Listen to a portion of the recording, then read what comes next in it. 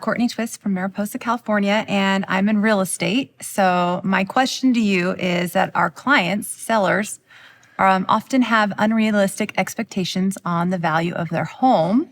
So I'm wondering what your best advice is for shifting their mindset without messing up the rapport and creating resistance. Well, when they lay the value on you, whatever it is, first thing is, seems like you have a reason for saying that. You want to dig into what's causing them to say that, so that they feel hurt. Because you're not gonna get them to change their mind till they feel hurt.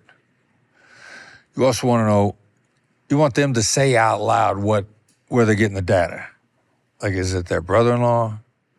Is it they're selling a 3-bedroom house and a 5-bedroom house down the street sold for $250,000 more, and it had a pool? You need the data behind what their reasoning is, and they're going to feel heard. And people are much more amenable to being guided, having felt heard. And then if they're undervalued, depending upon how long it's gone, then all right. So you got data you want to share with them. Comparative data. Never tell anybody they're wrong. Tell them you got different data, because then it's not a personal attack. And then you probably say, is it a ridiculous idea if I share with you how I came to my valuation? No-oriented question. Makes them feel safe and secure. So then you lay it out a little at a time. You got to watch them, gather data with your eyes, see how it's impacting them. Are they listening? At some point in time, have they had enough? You don't know what's going through their mind, but you're going to be able to see that something's going through their mind. The minute you get any body language shift at all, seems like something just crossed your mind. Any body language shift is an indicator of something that crossed their mind. Now, reading body language is highly inaccurate. So they could be angry. They could have gas. Those are 180 degrees apart. You got to know which one it is. Or they could have just agreed with what you said. Seemed like something just crossed your mind. You got to find out what just happened. All you know is you got a body language shift.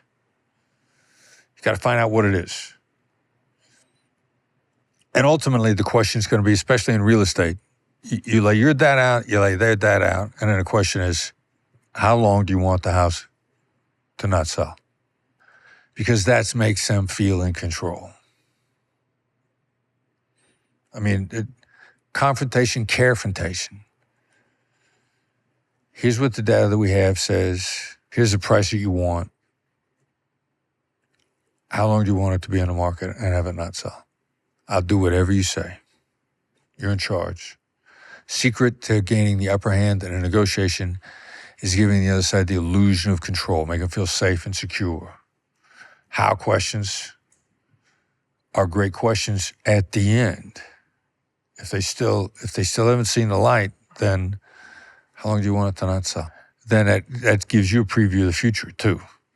Because in real estate, your big problem is, if it's not priced properly, the real issue is, are you fired at the end of the listing? If we're being honest. Well, if they feel safe and in control the whole time, then chances of them shifting out of being unable to, their ego won't let them admit that you were right all along. And so the conversation you're setting yourself up for is, when are we going to change it? He or she's going to change the price on a house. It's either going to be with you or it's going to be with the next realtor or the realtor after that. But eventually they're going to change that price. Or they're just going to give up and not take it off the market. You want to accelerate that moment.